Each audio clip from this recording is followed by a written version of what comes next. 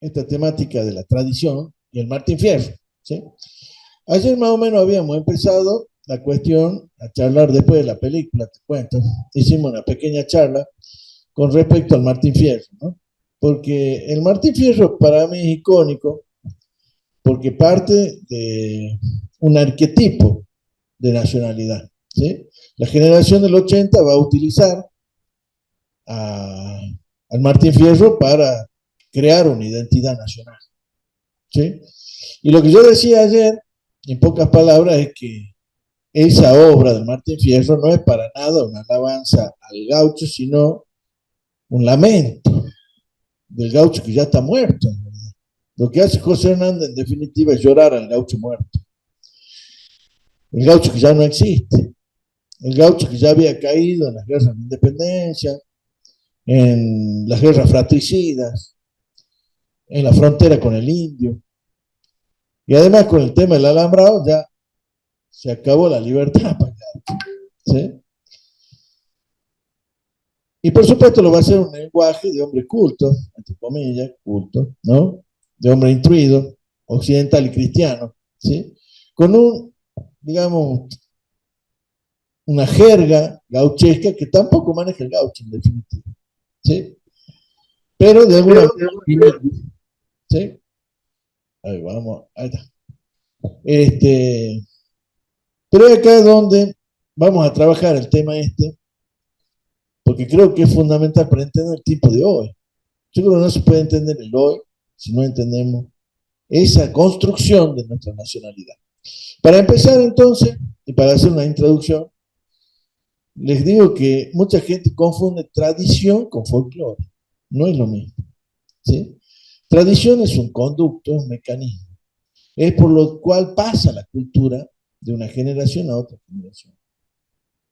Es una tradera, es una transmisión.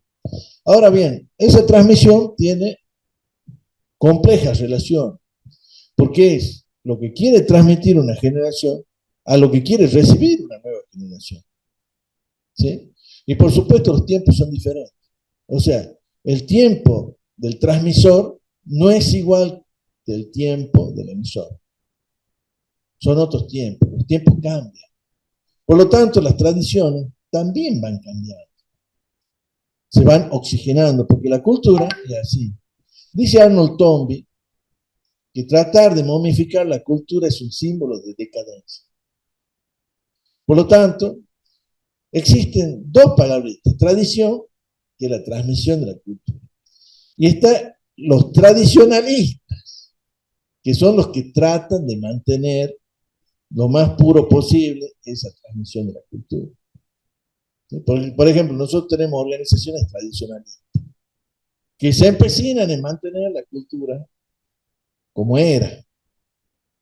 Pero claro, sabemos perfectamente que es imposible. La cultura se va moviendo, ¿sí? Y por supuesto, hay una sana transmisión entre padre e hijo.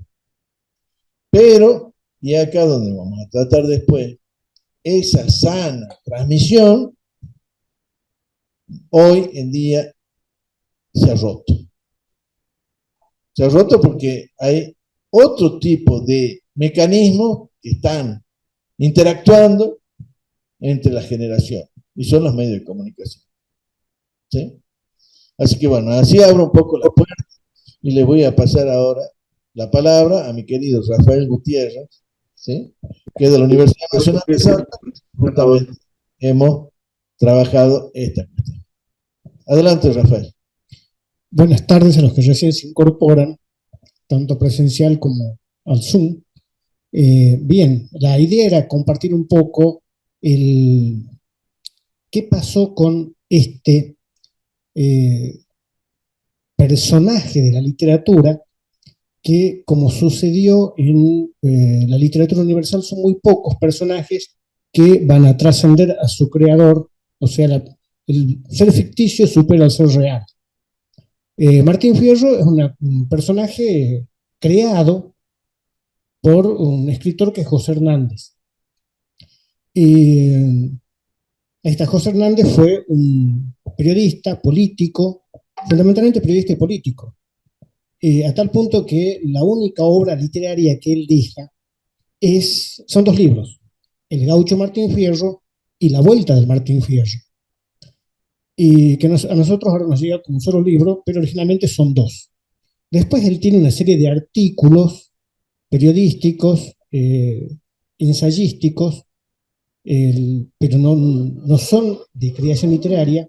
Sin embargo, este personaje, protagonista de ambos libros, es tan importante que lo va a trascender a su creador.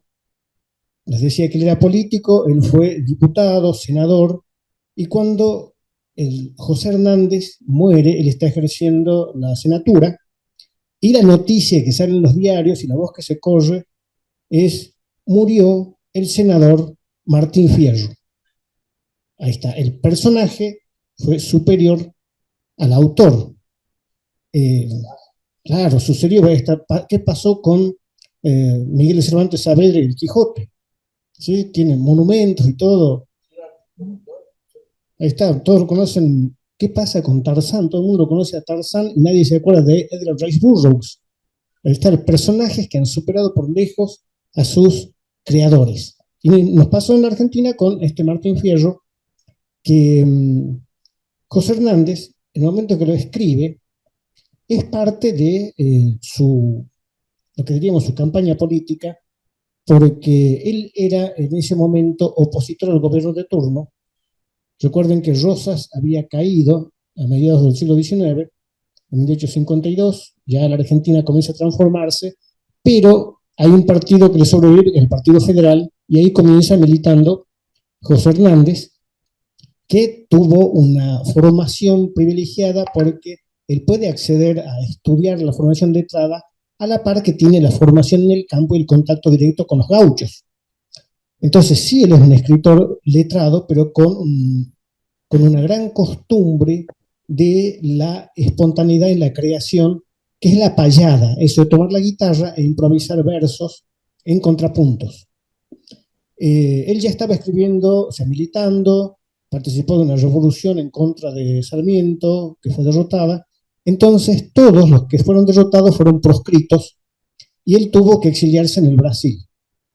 Y ahí en el Brasil es que la gente que lo conoció en ese tiempo atestigua que él tenía la costumbre de reunirse con otros exiliados, tomar la guitarra e improvisar versos. O sea, tenía esta costumbre de versificar a la manera en que lo hacían los gauchos tradicionalmente en esta práctica oral. Cuando vuelve a Buenos Aires, primero clandestinamente, porque todavía había un precio sobre su cabeza, lo más curioso de eso es que, si recordamos Sarmiento, él quedó como un adalid de la libertad de pensamiento cuando él se tiene que exiliar en la época de Rosas, también con un precio sobre su cabeza, y él deja una inscripción en una piedra cuando vive hacia Chile diciendo: las ideas no se matan, como reclamando su derecho a la libertad de pensamiento. Y bueno, cuando él le toca ser presidente, va a proscribir a los opositores y le pone precio a la cabeza a este periodista político, y cuando vuelve y se levanta la proscripción, en el caso de Hernández es diferente porque a él sí ya le van a levantar el precio sobre su cabeza, pero a condición de que no vuelva a escribir en el diario artículos periodísticos. Entonces esta es víctima de una censura, no lo dejan escribir artículos periodísticos. Entonces combina su habilidad de versificar a la forma gauchesca con su capacidad de escribir. Y escribe este largo poema narrativo en el cual va a condensar ideas que él ya había puesto antes en artículos periodísticos, criticando las políticas de gobierno con las que estaban en desacuerdo, que fundamentalmente, recuerden que Sarmiento él, proponía el exterminio del gaucho, y bueno, esto lo estaba ayudando a la práctica, y de ahí es que José Hernández, opositor político, va a denunciar esas políticas, ya no lo dejaban hacer a través de la prensa, entonces escribe un poema como parte de esa diatriba política para que no lo acallen, tiene que reorganizar su lenguaje e inventa este personaje ficticio. Él crea un gaucho que va a contar desde sí mismo, o sea, para que no sea la voz de José Hernández, sino un gaucho que desde sí mismo va a hablar de sus penurias en ese momento. Y entonces, ¿cómo lo va a nominar? Martín por el gaucho por antonomasia, Martín Miguel de Güemes. Y Fierro, porque el gaucho es un hombre de llevar el fierro en la cintura. ¿Sí? Martín Fierro. Es un nombre simbólico, como les digo, apelando a una tradición de que Martín Miguel de Güemes es el gaucho de los gauchos. ¿Qué hace? Ya había otros escritores que habían escrito sobre gauchos, o habían hecho hablar al gaucho. En este caso lo hace hablar y por eso comienza no hablando sino cantando. Por eso el verso. Y por eso comienza diciendo, aquí me pongo a cantar al compás de la vihuela, a un hombre que lo desvela una pena extraordinaria, como el ave solitaria, con el cantar se consuela. Y es la instalación de una voz, se rompe el silencio para empezar a hablar, ¿y qué va a hacer? Va a contar sus desdichas. Y es donde pide la asistencia divina para que lo ayude, porque recuerden que el gaucho no habla el alfabeto, entonces tiene que apelar a su memoria, y por eso pide asistencia divina para poder recordar y dar cuenta de algo que le duele tanto. ¿Y qué es lo que le duele? Que él era un hombre honesto. Se le va a contar que era un hombre de trabajo, tenía familia, tenía amigos, y con ellos salían a trabajar. ¿En qué se trabajaban? Tareas rurales. ¿Sí? Eran domadores, arrieros. ¿Y cuál es la desgracia? Y la desgracia del poder político. Algo que ya había denunciado José Hernández en sus artículos, este poder omnímodo que tenían los jueces de paz. Y ahí está, es la enemistad con el juez de paz, lo que lo va a llevar a la desgracia, que ahí viene la otra desgracia, de la cual hablamos un poquito en la conferencia anterior sobre los malones, de cómo los gauchos eran llevados a la fuerza a defender lo que se llamaba la frontera, que era realmente en esa época una frontera entre la civilización criolla y las civilizaciones de los pueblos nativos que estaban en la guerra permanente. Y hablamos también en ese momento de la corrupción que había, por la cual eh, toda una cadena que iba desde el Ministerio de Defensa hasta los jefes de fortines, iban mermando el presupuesto que tenía que llegar para armas y equipamiento, y finalmente los gauchos tenían que terminar con uniformes raídos, peleando a lanza y boleadora con los malones que estaban armados con el mismo equipamiento. Así que era una lucha. Sí, por ahí estaban, incluso por ahí tenían armamento que según la zona o venía de Paraguay o de Brasil, en este caso, en la zona en la que está, viene de Chile. Así que estaban por ahí mejor equipados que las tropas de Fortines. Todo eso lo va a meter en el relato, contado en primera persona, más que contado, cantado. Y va a crear un personaje crucial, que es el amigo, que es el Sargento Cruz, también un nombre simbólico, porque uno piensa en un apellido, y es también el analfabeto, que cuando tiene que firmar su registro, al no saber escribir, pone una cruz. Y bueno, Sargento Cruz. En una noche crucial en que la partida persigue a este gaucho renegado, porque es un gaucho renegado y todo lo que le pasó va a desertar de la frontera, de las tropas de frontera, se va a encontrar con una casa abandonada donde no sabe qué fue de su esposa ni de sus hijos, qué fue de lo poco que tenía, que eran algunos caballitos, de las pocas cosas que podía tener un hombre de campo.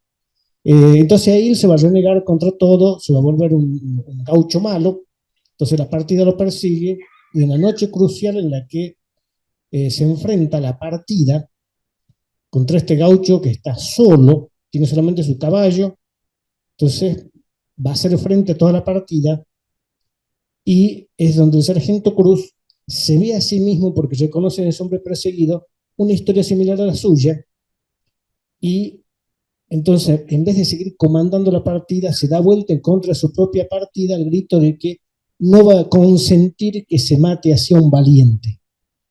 Entre los dos ponen en fuga el resto de la partida y van a contarse sus desgracias, y ahí está la empatía de los hombres que han sufrido lo mismo y marchan, reniegan de la civilización y marchan hacia la barbarie, que con eso termina el gaucho Martín Fierro.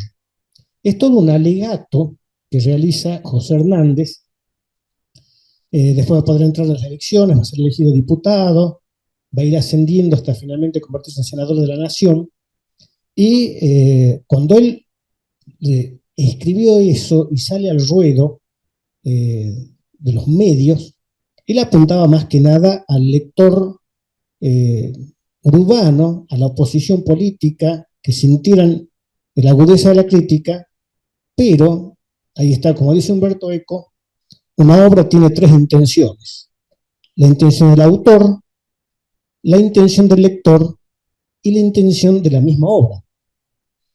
Bueno, ¿qué pasó con la misma obra? Y lo trascendió el escritor de tal modo que fue más allá de sus intereses políticos y fue llegando a quien no, él no apuntaba al gaucho como lector, él apuntaba a los opositores políticos, que era gente que sabía leer. Sin embargo, este libro va llegando a las pulperías, donde por lo menos el pulpero sabía leer. Y es donde llegaban los gauchos para aprovisionarse y le preguntaban por las novedades al pulpero, y al ver ese libro, ver el dibujo del gaucho en la tapa, le pedían que leyera en voz alta. Al estar versificado, le facilitaba el recurso mnemotécnico del gaucho analfabeto, musicalizar para recordar, y así se aprendían de memoria el gaucho, Martín Fierro, y podían recitarlo, compraban el libro y se lo llevaban en sus alforjas, aun cuando no supieran leer, porque en alguna parte iban a encontrar a alguien leído que pudiera leer el libro en voz alta, que ayudarlo a recordar para que seguir musicalizando y difundiendo. De ahí que ese libro, que surge, diciéndolo mal y pronto, como un panfleto político, se convierte en lo que hoy llamaríamos prontamente en un bestseller, un libro de gran circulación, muy leído, y se comienza, la primera edición se agota en poco tiempo, y tienen que empezar a sacar reediciones, sin contar las reediciones piratas, que ya las había en aquellos tiempos, por la cantidad de difusión que tiene. Cuando él ya ocupa cargos políticos, José Hernández se da cuenta del impacto que tuvo, porque los gauchos se reconocían ahí y por lo tanto se sentían con la misma rebeldía de los protagonistas, y ya preocupado, él dice, bueno, sirvió en su momento, pero ahora hay que aplacar las aguas. Y así como el gaucho Martín Fierro termina rompiendo la guitarra para decir, bueno, ya está, ya no hay más que decir, rompo la guitarra y me voy a la barbarie porque la civilización es tan corrupta que no se puede vivir. Y bueno, eso era alentar el matrarismo, digamos. Había que volver de eso, así que escribe La Vuelta de Martín Fierro, en la cual reaparece el gaucho, un gaucho al que le pasó el tiempo y conviviendo con los salvajes, con la barbarie total, encuentra que el salvaje, el indio salvaje es totalmente irredento, es demasiado salvaje, no se puede convivir ahí. Y para eso va a mostrar escenas aterradoras, de donde él tiene que volver a la civilización, y cuando vuelve a la civilización se va a encontrar con que el mundo ha cambiado, que ya hay una amnistía con el gaucho perseguido, por la cual él puede volver en paz. Y ese gaucho que vuelve de la persecución, vuelve del infierno, de ese retorno del infierno, va a salir en búsqueda de sus hijos perdidos, a los que perdió siendo niños los va a reencontrar siendo hombres. Incluso al hijo de su amigo que murió ahí en ese exilio, al hijo de Cruz. Y estos muchachos, ya jóvenes gauchos, también largo contrapunto en la payada, van a contar cada uno sus historias, y se va a presentar una víctima, el hermano de una de las víctimas del gaucho malo, el moreno, que es hermano de aquel moreno que Martín Fierro gratuitamente mató en la primera parte, ¿sí? Porque no es ninguna pelea heroica, es resultado de una borrachera en la que se pone pendenciero. Martín Fierro insulta a una pareja de morenos y termina peleando y matando, pero es una pelea de borrachos, y se presenta el hermano a buscar venganza y comienza provocándolo en una payada, pero ya este Martín Fierro, a quien los años le han pasado y se arrepiente de lo que ha hecho, va a evitar la confrontación con este otro gaucho moreno que viene a buscar venganza. Después de eso es que Martín Fierro va a tener un diálogo con sus hijos, dejándole un legado que se volvió importante para la tradición argentina de lo que un padre puede dejarle a los hijos, porque él acaba de volver del exilio, nada más que con lo opuesto, y entonces, ¿qué le va a legar? Sabiduría. La sabiduría de un hombre que ha sufrido, ha vivido, ha sufrido, entonces en base a eso le va a dar una serie de consejos, que bueno, ahí está el discurso del político José Hernández, diciéndole, bueno muchachos, ya pasó la época mala, ahora tienen que ser buenos empleados, porque tal como decía acá José de Guardia, ya en esa época se había alambrado, ya no era la pampa abierta para el gaucho libre, sino que la pampa tenía dueños y había que trabajar para esos dueños, y para que todo esté bien tenían que ser unos buenos empleados.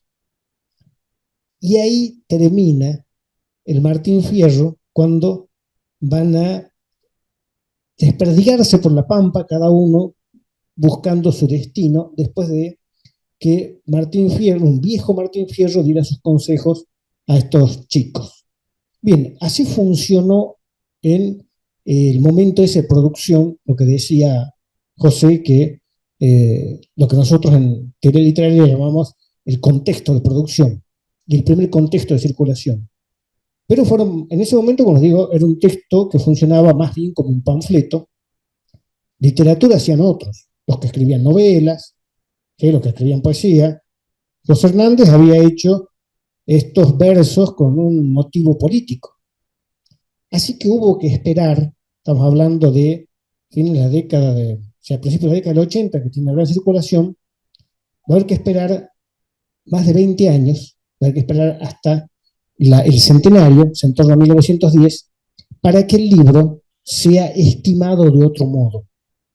Y ahí tiene que ver, recién José habló de la generación del 80, de la transformación de un país que se pretendía ser una Europa en el exilio, y los criollos que hacían frente a lo que llamaban el aluvión inmigratorio.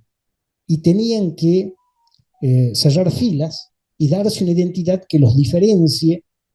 Si ellos se pretendían europeos en el exilio, cuando llegan estos europeos, tenían que diferenciarse de estos europeos verdaderos y no idealizados.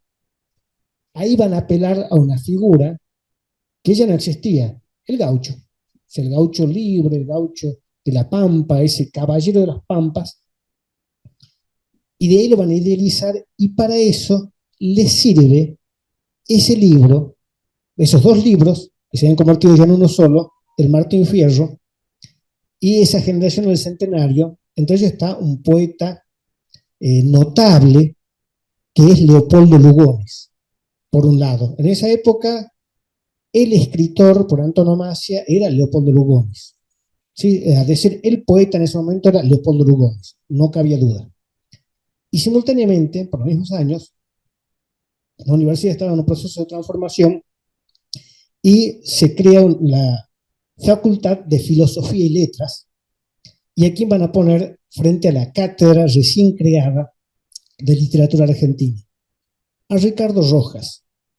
El Ricardo Rojas da un discurso proponiendo lo que iba a ser el recorrido de la literatura argentina, y va a escribir una obra monumental que quedó como la primera historia de la literatura argentina, que en su momento no la llamó así. Él habló de un ensayo filosófico sobre la cultura de la Argentina, y lo va a centrar en los gauchescos, entre los gauchescos que hablan la cumbre, y el Martín Fierro.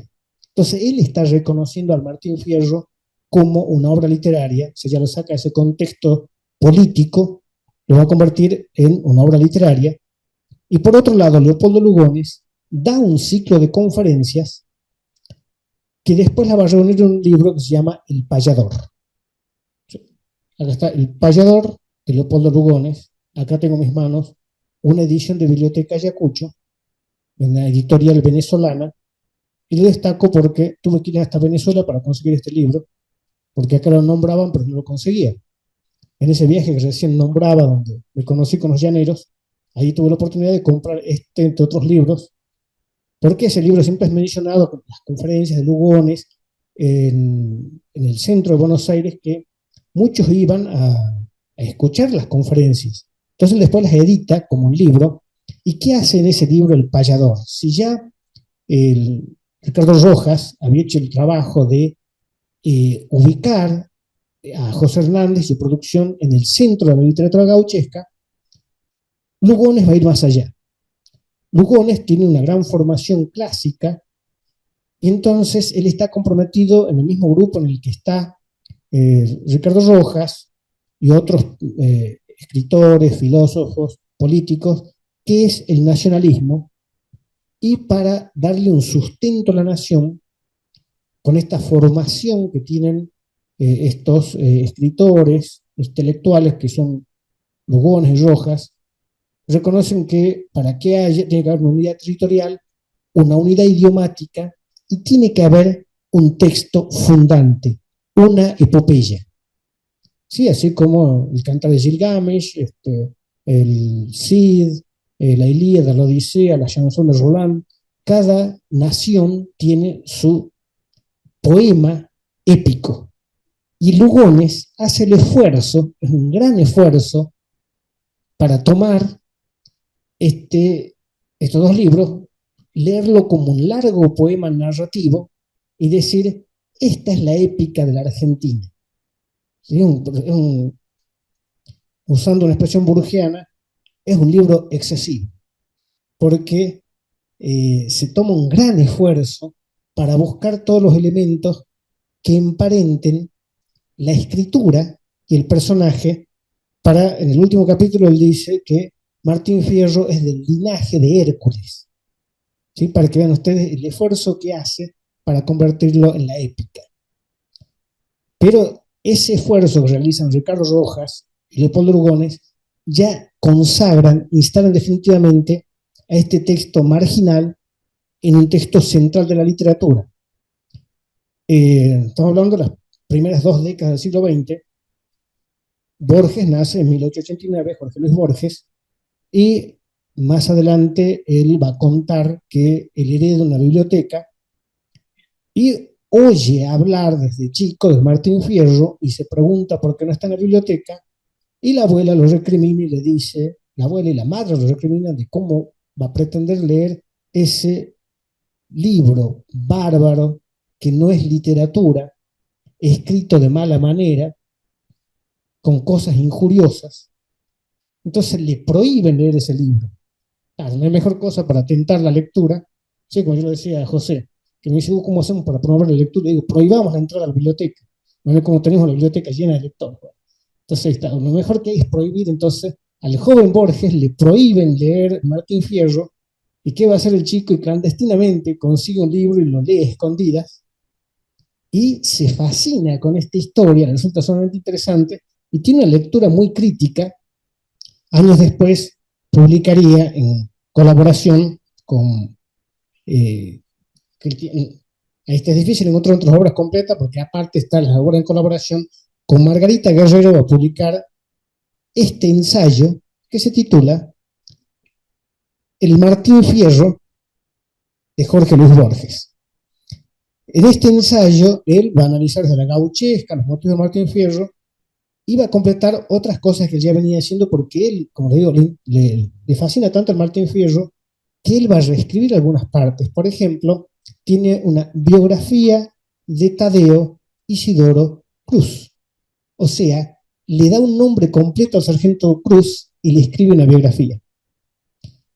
Disconforme por cómo termina Martín Fierro, porque él lee el gaucho Martín Fierro y dice, no, este gaucho matrero, malo, que después en la segunda parte se va al mazo cuando aparece el moreno invitándolo a pelear.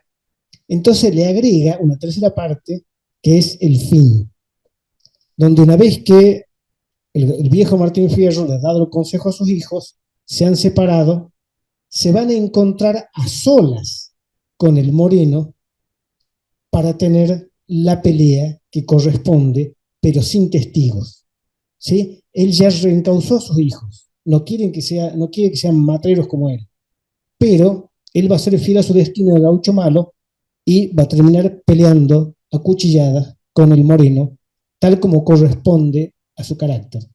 Eso es lo que dice Borges. El libro tendría que haber terminado así, y él se dedica a escribir. Y aparte de eso, como decía, está todo el ensayo donde analiza él todo el recorrido de la gauchesca, analiza los personajes y hace esta crítica de que no le gustaba el gaucho este amansado que vuelve en la segunda parte.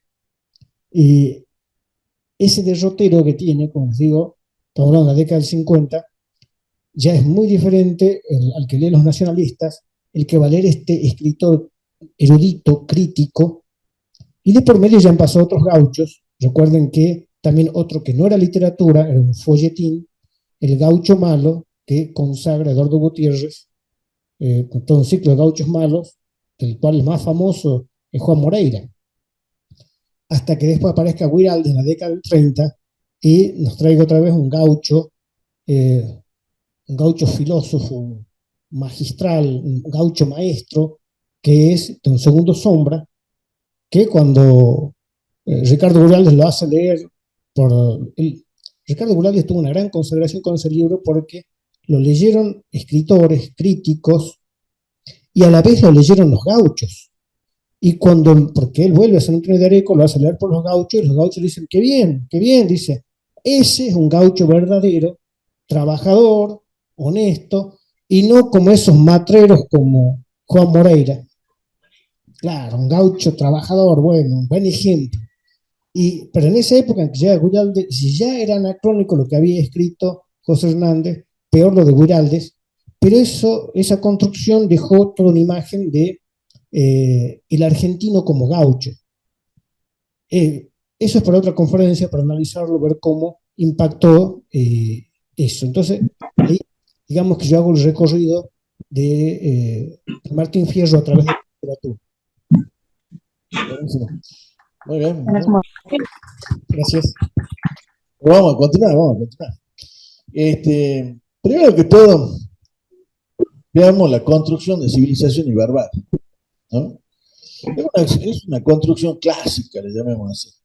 Ya los griegos, ¿sí? Ya determinaban lo que eran los griegos cultos, civilizados, y los bárbaros. O sea, los bárbaros se considera a todo lo que no es griego. Todo lo que no es griego, bárbaro. Entonces, en este sentido, heredado por los romanos, que también van a considerar. Y salir de acá. Ahí está. De la misma manera, los romanos van a tratar también así a los no romanos, ¿sí? Y esto, por supuesto, luego la civilización occidental y cristiana va a considerar a todos los no civilización occidental y cristiana como bárbaros también.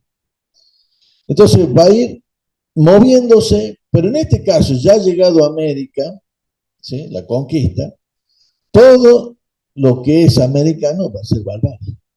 O sea, todo lo que es indígena es barbarie. Y por supuesto, si vamos a continuar ya el criollo, ¿sí? Ya en el poder, va a considerar bárbaro a todo lo que no es europeo. ¿Por qué? Porque convengamos que el criollo terrateniente no va a ser una revolución, ¿sí? O sea, las independencias americanas no fueron revolucionarias. Eso es lo que hay que entender. Mantuvieron el sistema. El sistema se compone en tres cuestiones, ¿sí? El linaje, mantuvieron el sentido del linaje, ¿sí? Como la clase pudiente, ¿sí? Culta, adinerada, terrateniente. Entonces vamos a cambiar del hecho de la nobleza europea al terrateniente criollo héroe de la independencia, ¿sí? O descendiente de héroe de la independencia. Entonces ahí va a constituir el linaje. Y el linaje deriva en el clasismo, ¿sí? Entonces ahí tenemos una faceta. El segundo es el racismo. El racismo como base sustancial biológica. O sea, el hecho de que hay gente superior a otra, biológicamente comprobado, no solamente por la ciencia, sino por Dios. O sea, la religión va a ser funcional a esta cuestión. Y por supuesto, la tercera, fundamental, va a ser la cuestión del género, ¿sí? O sea, el machismo. El patriarcado va a ser la base sustentatoria de la civilización occidental y cristiana. Y también, y lamentablemente, la religión también va a ser no cómplice, sino sustancialmente funcional. Porque Dios ya lo dijo. O sea, ya desde Adán y Eva, ya Dios marca la diferencia y dice que tiene que ser la mujer, que tiene que ser el hombre. Así de sencillo. Y esto, así se va a fundar la cultura americana. Y por supuesto, esa civilización y barbarie es una entelequia ontológica, binaria, pero a la vez que da significado a otras cosas también. Porque así como la civilización se opone a la barbarie, el blanco se opone al negro, ¿no es cierto? Ciudad, campo, ¿sí? Entonces, si nosotros hablamos de lo que es la diferencia entre la ciudad y el campo, eso marca la diferencia entre unitario y federal, ¿sí? Porque ahí está la diferencia. En el matadero está clarito. Cuando hablamos nosotros de Esteban Echeverría, cuando hablamos la diferencia entre la civilización y la barbarie, porque lo dice, cuando entra el unitario al matadero, dice, entró directamente a la barbarie. O sea, se entró al centro, al corazón de la barbarie. Y por supuesto va a describir la barbarie con uno de los lugares más horrendos que existe, que es un matadero. Pero bueno, pero también está esta concepción hombre-mujer. También está esa concepción. La diferencia entre hombre y mujer está justamente entre la civilización y la barbarie. Porque el hombre es culto, la mujer no puede llegar a determinados niveles de inteligencia. Ya lo dice Schopenhauer, clarito, ¿no? La mujer, por más haga lo que haga, nunca va a poder pensar como un hombre. Ya lo decía el griego. Pero acá hay frases que son mortales, ¿no? San Agustín, por ejemplo, es razón divina que la mujer obedezca al hombre. O sea, hay un mandato ya, ¿sí? Así que ojo al piojo. Bueno, entonces la cuestión es que acá se da este binarismo y es una concepción, ¿sí?, que por lo tanto se entiende de esa manera. Cualquier forma de ver diferente la cosa sería actuar en contra, no solamente de Dios, sino contra la patria. Porque la patria es civilización. Civilizar es poblar, pero a la vez también es destruir todo tipo de barbarie. Ahora bien, si nosotros seguimos analizando esta cuestión, nos damos que se van a dar en la historia argentina, ¿sí?, porque van a nacer otras ideas. Porque justamente con esta inmigración, estaba diciendo acá Rafael, van a venir ideas raritas, ¿sí? Va a venir el anarquismo, ¿sí?, el socialismo. ¿Qué es esto de que seamos todos iguales? El comunismo, ¿sí?, el anarcosindicalismo y otras, digamos, rarezas por el estilo. Y todo esto, ¿sí?, todas estas ideologías que van a venir, ¿sí?, van a chocar fuertemente con la civilización. Primero va a ser la Unión Cívica, ¿sí?, que va a ser, por supuesto, en su momento infiltrada, y vamos a tener, por ejemplo, un Torcuato C. de Alvear como presidente radical. Terrible, terrorífico, vive en dos palacios. ¿Sí? Pero va a caer ahí, y después van a ser una fuerza popular, ¿sí?, que también va a ser considerada como el diablo mismo, el peronismo. ¿Sí? El peronismo va a significar la barbarie. Por eso es que quizá Perón reivindica a Rosa. Injustamente, quizá, ¿no?, a mi modo de ver. Pero lo reivindica porque justamente se identifica con la barbarie, con lo rojo, con lo federal, con el artiguismo, ¿sí?, con el federalismo, con los caudillos. Y así se va a dar esta entelequia, fíjate vos, en el transcurso de la historia. Por eso es que vamos a tener cuestiones cíclicas, donde va a entrar por un lado la civilización y por el otro lado la barbarie, ¿sí? Y hasta nuestros días quizás no nos podemos despegar de esto, digamos así, de este espiral, ¿sí?, donde tarde o temprano se va avanzando. No digo que no, porque los espirales de alguna manera van para arriba. Pero Hay que salir de la trampa. Ahora bien, ¿qué está pasando en este momento con la tradición? Y ahí entramos en esta cuestión que estamos relacionados.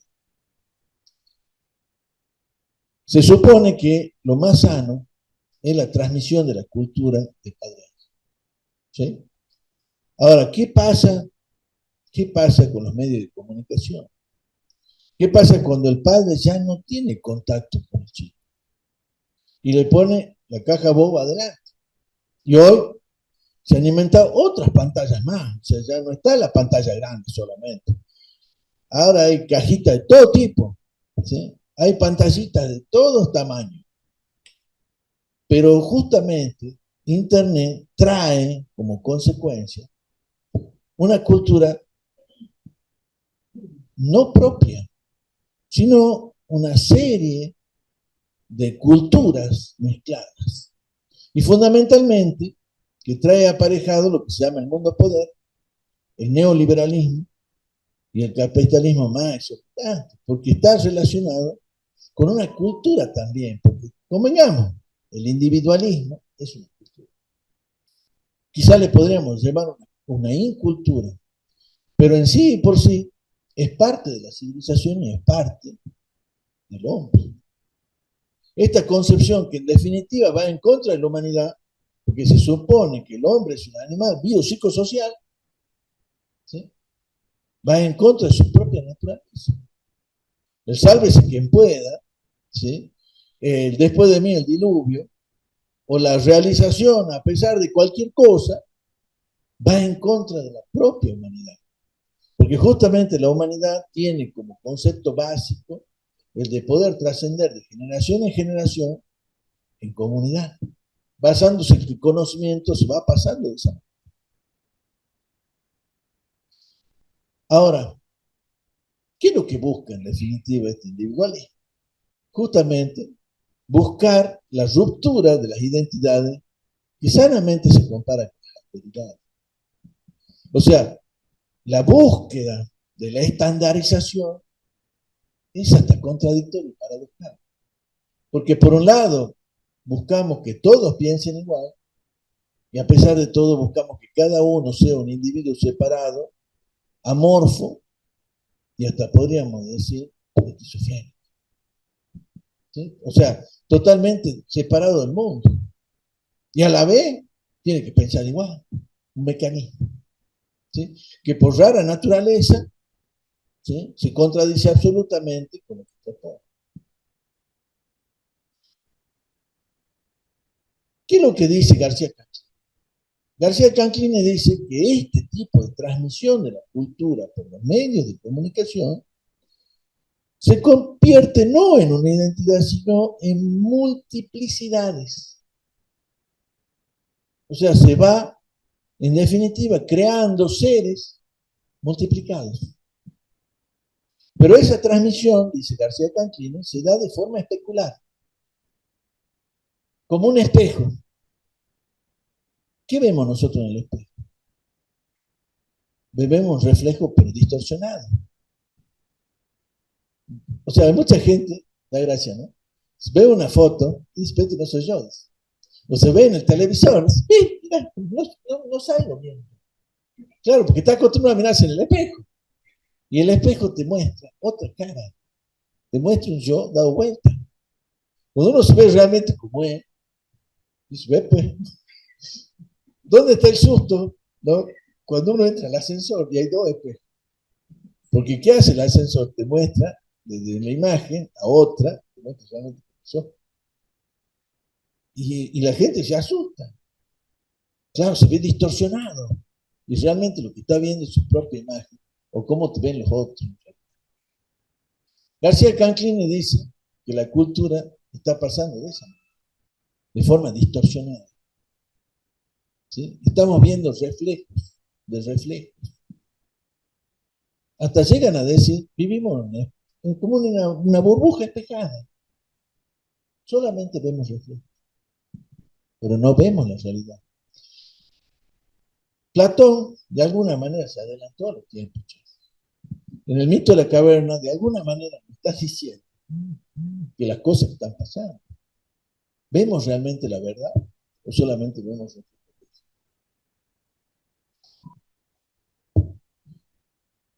¿Cómo se dan estas cuestiones?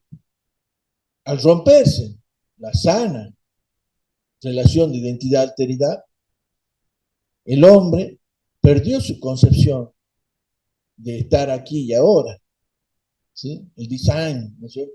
Heidegger, ¿sí? El estar vivo, el ya ahora, frente al mundo, frente a la realidad. El hombre superior. Chao. ¿Sí? Justamente la tradición, ¿qué cambia? ¿O cuál es la parte sana de la tradición? Los valores. ¿Qué transmite un padre a su hijo? Lo mejor. ¿Qué le dice? No hagas esto, no hagas aquello, no mientas, no hagas macana, decir la verdad, sé honesto. Eso trata el padre de transmitir al hijo. Y de la única manera que puede hacerlo, por eso es tan importante ser padre, tiene que dar el ejemplo. Porque se enseña con el ejemplo. ¿Que no? Lo mismo pasa en la sociedad. Se supone que las autoridades ganan la autoridad porque son el ejemplo. Y como hemos visto, se ha roto esa relación. No solamente la relación del padre y del hijo, sino también de la autoridad con el pueblo. Los valores se han distorsionado, se han perdido, o por lo menos podemos ver, desgraciadamente, que hay una triste realidad que alguna vez o siempre existió, ¿sí? Y acá es donde yo siempre trato esta temática, porque para mí es fundamental el doble discurso moral de Occidente, ¿sí? De lo que yo hago, o sea, lo que yo digo, pero no lo que yo hago. Y acá, donde es tan importante esta cuestión de la corriente decolonial, cuando ellos dicen, tenemos que aprender de nuestros pueblos originarios, porque ellos no tienen dobles. Uno de los fundamentos de la cultura del estar, como dice Kush, ¿sí? Es que no hay un doble sentido. O tenemos lo bueno o lo malo. Al tan y al vino vino. El gaucho mismo, de alguna manera, en el Martín Fierro, está diciendo. El criollo gaucho no va a ser, quizá va a heredar la religión. No va a ser ateo, pero sí va a ser profundamente anticlerical. Lo vemos en Almafuerte, ¿sí? Que va a criticar fuertemente a la iglesia. ¿Por qué? Porque ve a la iglesia funcionar, a la oligarquía, a la injusticia, ¿sí? A esta cuestión que hace del rico, del patrón, ¿sí? De la potestad, de las civilizaciones de la barbarie. Entonces acá, donde nosotros podemos observar cómo esta cuestión de la cultura se va llevando a cabo en este mundo, y hoy lo estamos padeciendo. Hoy somos parte de esa cultura. Y que justamente yo creo que la intencionalidad de trabajar esta temática es poder comprender qué nos pasa. Es la razón de la filosofía. ¿Qué hace un filósofo? Trata de explicar su tiempo. Es un crítico fundamental. Lo hemos visto en Erasmo de Rotterdam. ¿Qué hace en el elogio del estulticio? Va a criticar fuertemente a su tiempo. ¿Qué hace Nietzsche? Nietzsche va a criticar fuertemente su tiempo. ¿Sí? Hay otros quizás que son mucho más, quizás más estadistas, ven mucho más allá. Yo lo veo a Sartre, por ejemplo. Sartre es un tipo que va a analizar profundamente a los medios de comunicación y cómo influyen sobre nosotros. Y cómo la civilización crea sujetos que de alguna manera se tienen que poner a reflexionar qué hicieron con nosotros. O sea, cómo la civilización nos ha cambiado, nos ha formado o nos ha deformado. ¿De qué manera podemos manejar la materia gris?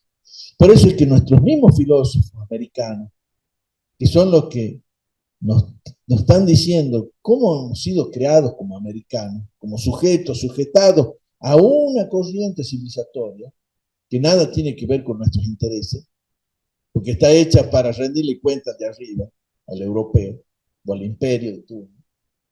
Es cuando nosotros tenemos que decir, por favor, no sean inquilinos de la historia, sean protagonistas. Bueno, a ver, vamos a ver si podemos. Vamos a hacer un poco ahora. Acá tenemos la galería. Vamos a ver, algunas palabritas para abrir el debate. Bien, después de un recorrido ligeramente histórico que hice y del recorrido reflexivo que hizo José de Guardia, lo invitamos a compartir, ya que estamos en este encuentro presencial y virtual, los que quieran compartir la palabra, está abierto el micrófono. Mira, ahí está Laurita también. No sé si Laura estás ahí. Laura es de Río Negro, ¿sí? De las vertientes. Pero no sé si estás por ahí, te dejan abierto. También Vivi Díaz. No sé si quiere tomar la palabra, mi querido amigo.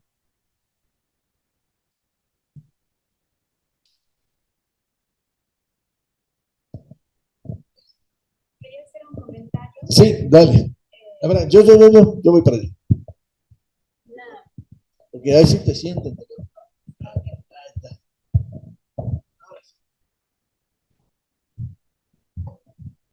Que quería dar un dato, que yo el mes pasado, los otros meses, estuve paseando por provincia de Buenos Aires con una misión aparte, y allí pasamos por Guaminí, en carácter de gaucha, como delegación gaucha también, y nos sorprendió bastante cuando pasamos por el cementerio de Guaminí, que decían, nos empezaron a hablar la gente que nos guiaba y nos decían, y el Martín Fierro, ustedes, José Hernández, ¿en quién se inspiró? Y nosotros decíamos, bueno, en los gauchos, así como nos comentaban en la vida de gaucho, porque él era terrateniente, era dueño de campo, digamos, y nos dicen, no, en realidad la inspiración de José Hernández estuvo acá, nació acá y murió acá, que era Melitón Fierro. Y porque dicen, es tal la vida que él tuvo que la plasmó tal y cual en lo que fue el libro del Martín Fierro, y después de ello comenzaron a sacar datos y a hilar todo esto a partir de los hijos de él. Y bueno, esto les quería mostrar que es lo que está en la puerta del cementerio, que dice que si bien los restos no se sabe dónde es que se encuentran, pero están dentro de ese predio del cementerio. Sí, Melitón Fierro. Y ellos lo tienen muy presente, es para ellos, no hay otra versión, para ellos es Melitón Fierro. Tenemos un poquito más de cultura, a nivel de la cultura, en cuanto tal. Sí, es un dato muy interesante porque hay varios personajes de la literatura que a la larga se les encuentra algún referente real. Por ejemplo, yo nombré otros gauchos famosos como el caso de Eduardo Gutiérrez. Él va y entrevista y se va a guiar por informes policiales de Juan Moreira, que Juan Moreira existió. Él lo constituye un personaje literario. Y Ricardo Guiraldes, él sí conoció a un gaucho maestro que fue don Segundo Ramírez.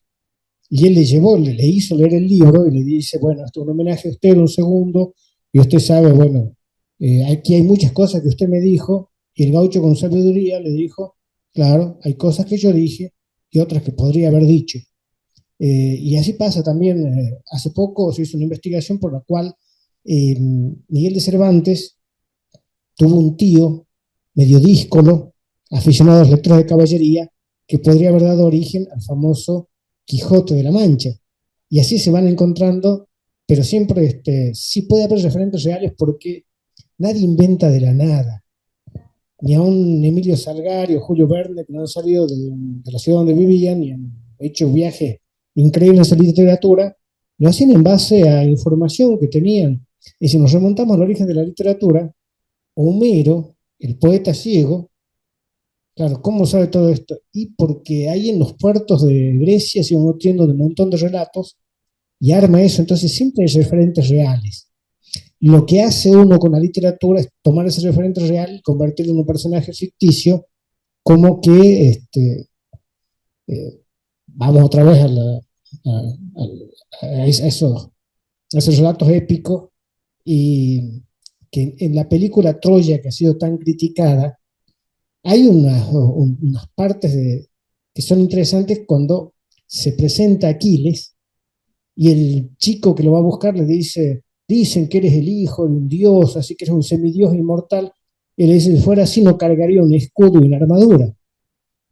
Y al final de la película se ve que lo, Paris le mete varios flechazos, pero lo voltea con uno que es el tendón de Aquiles, y cuando él cae se quiebran las otras flechas, entonces cuando llegan otros soldados lo ven muerto por un flechazo en el tendón, y de ahí queda, no, era inmortal, era invulnerable, salvo en el talón, pero no han visto los otros flechazos porque está su propio cuerpo lo cubierto.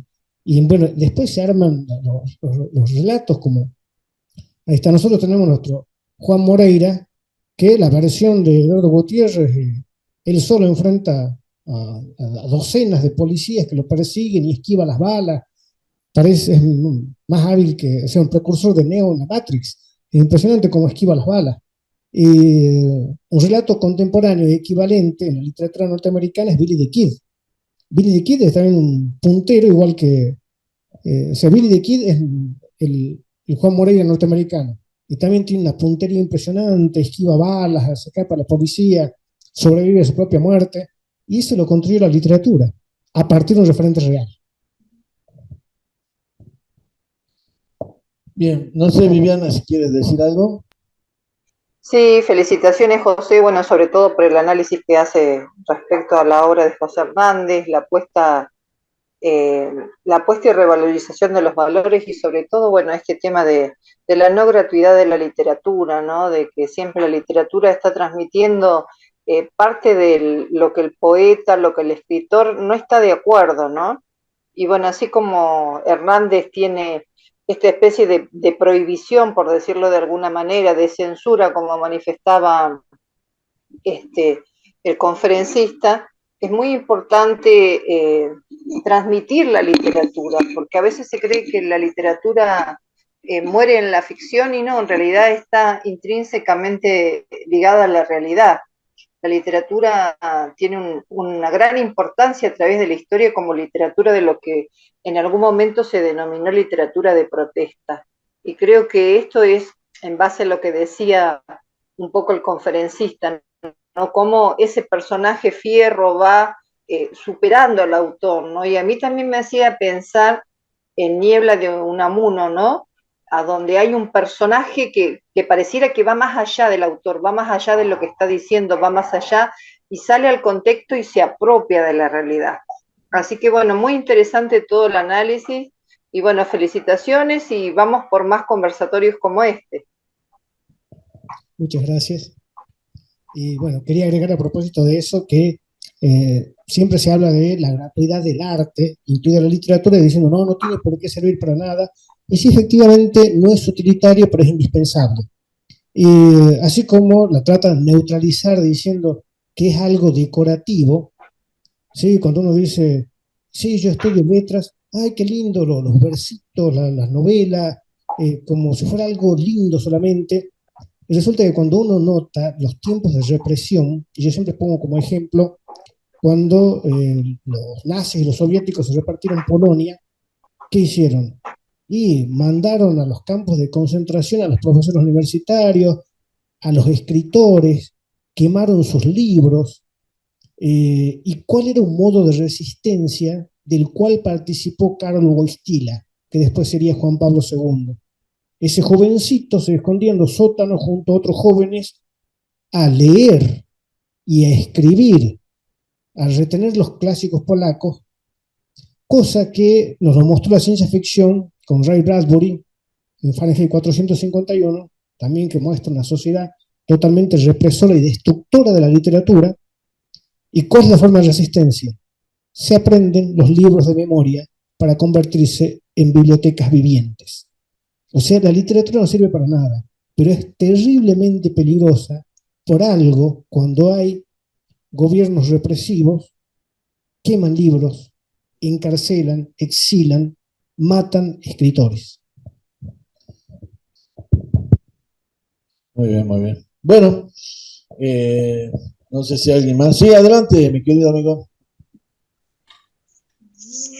Hola, sí, estaba viendo la exposición del señor Gutiérrez sobre el tema de Martín Fierro.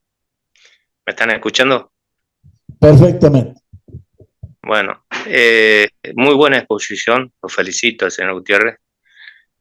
Como a usted también, José, lo enganché cuando usted tomó el micrófono, ya no lo pude escuchar un buen rato y retomé después de intentar un montón de veces para decir que no lo estaba escuchando.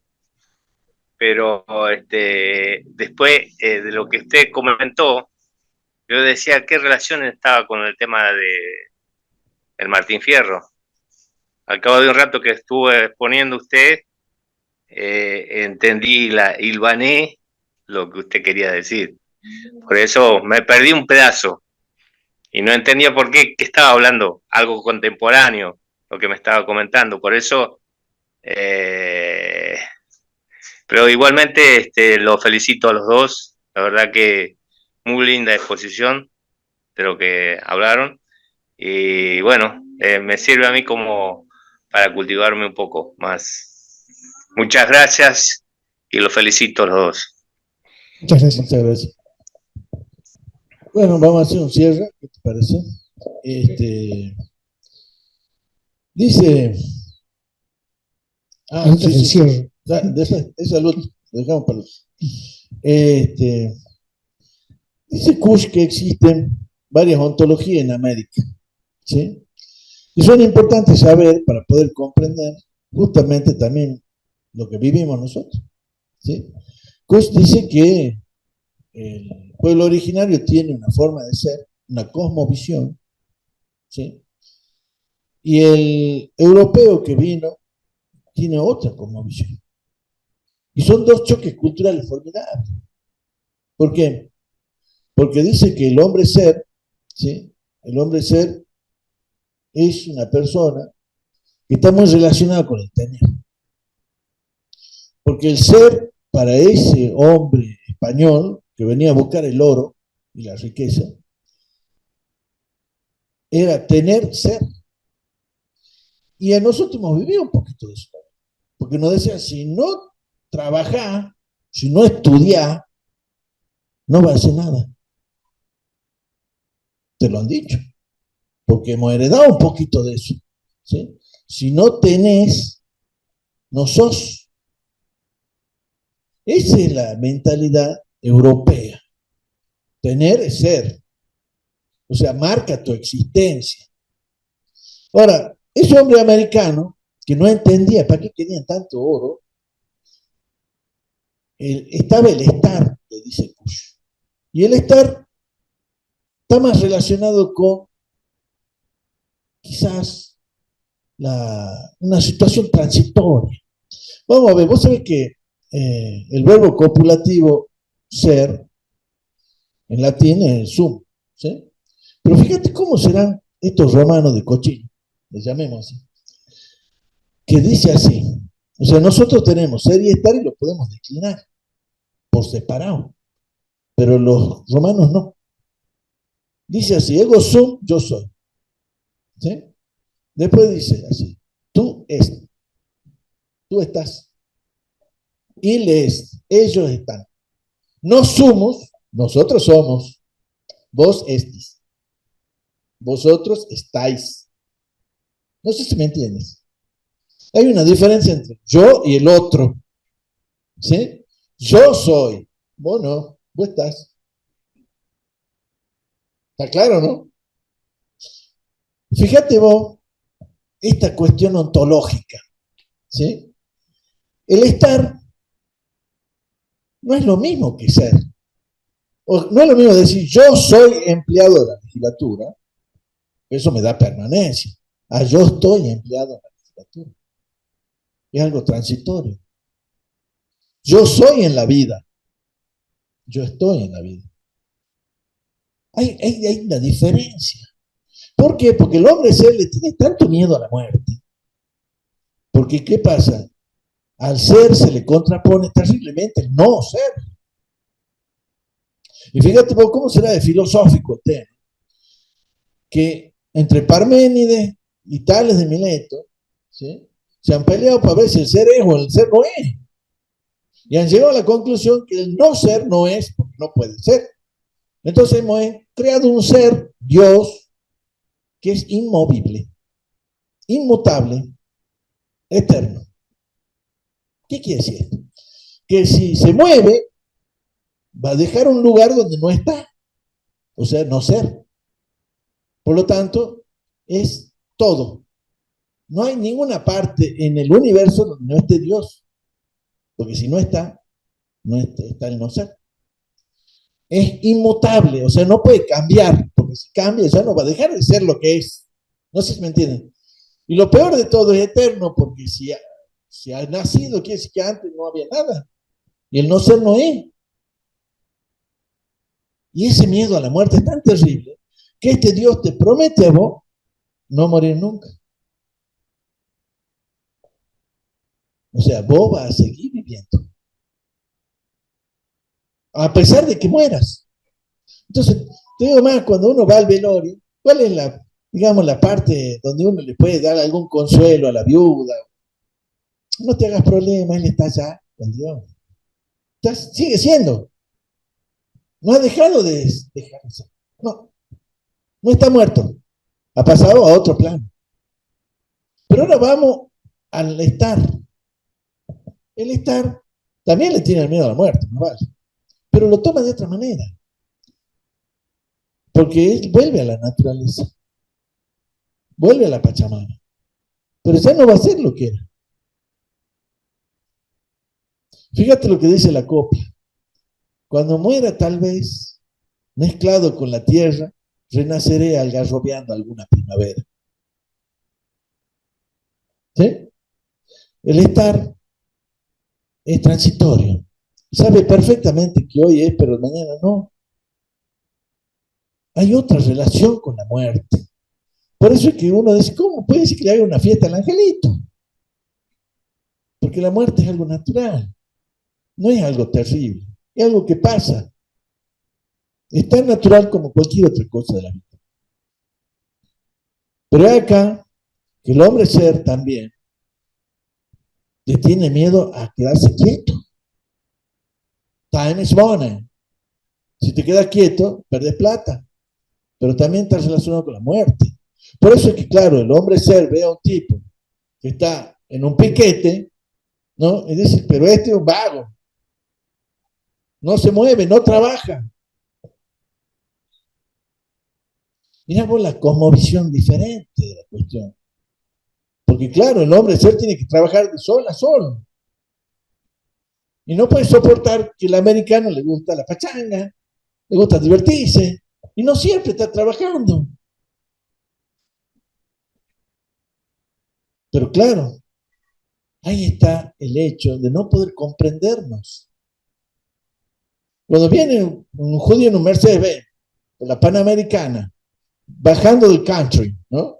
Y se encuentra con un piquete que no lo deja llegar a su empresa, ¿qué dice? Bestias, barbarie, ¿no? Dirá el judío, barbarie. Y claro, y ahí dentro que hay paraguayos, bolivianos, salteños, jujeños, argentinos, ¿sí? Que están en comunidad, que están peleando por un aumento del salario o por otra cuestión social, una olla popular. Dos realidades tan diferentes y ahí está el ser y el estar, que conviven. Y también está eso que vino de la inmigración, esa inmigración que venía a laburar y que trabajó la Argentina a muerte. Y eso trabajaba de sol a sol. Y si no trabaja no va a hacer nada. Y mi hijo, el doctor. Tenemos tantas patas dentro de nuestra propia identidad que si la podríamos comprender, que si podríamos tomar en cuenta todas estas diversidades, particularidades, y fundamentalmente entender que somos diversidad. Y el respeto a esa diversidad nos podría hacer mucho mejor de lo que somos. Gracias.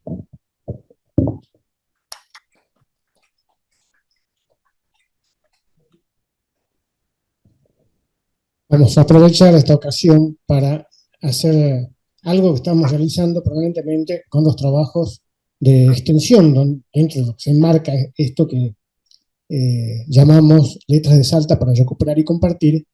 Bueno, así como hay una recuperación intelectual de algo, un legado simbólico, que es esta lectura que hicimos del Martín Fierro en relación con el Día de la Tradición, también hay una recuperación material y consiste en juntar libros y traerlos, llevarlos a donde hacen falta. Entonces acá estamos compartiendo dos libros, uno de un autor clásico de los estudios del folclore, de Augusto Raúl Cortázar, El Carnaval en el folclore calchaquí, que a partir de ahora pasa a formar parte de la Biblioteca de la Legislatura, y Atacama, de Josko Kuitanik, que es conocido como un andinista, un artista plástico, y dejó muchos relatos, descripciones de Atacama, así que conocer también lo nuestro, y eso queda incorporado a partir de ahora a la Biblioteca de la Legislatura.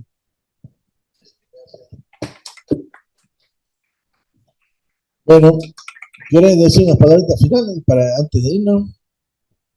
Bien, la invitación de siempre que estamos haciendo. Esto que estamos realizando con José es un trabajo de recuperar y compartir. Recuperar el acervo cultural, compartirlo, para seguir cultivándolo. Así que les agradecemos a todos los que, de forma presencial o virtual, comparten esto y que a su vez pedimos que lo hagan extensivos a otros y que sepan que tanto esta biblioteca en libros físicos como lo que se va compartiendo de modo virtual está disponible para todos los que tengan interés, y los invito a cada uno que participa que también actúen como promotores, interesando a otros en todo este patrimonio que es el legado que recibimos y que pasaremos a las siguientes generaciones. Gracias a todos. Muy bien, muchas gracias. También saludo a Emilia Baigorria y Beatriz Díaz de YouTube, ¿no es cierto?, que también están mirándonos. Y por supuesto, Mariel Gómez, no sé si... no, estás como Vivi. Gracias, gracias. Viviana, mi amigo Gutiérrez, un abrazo. Muy lindo. Gracias por todo. Nos Felicitaciones. despedimos. Chao, chao. Chao, chao.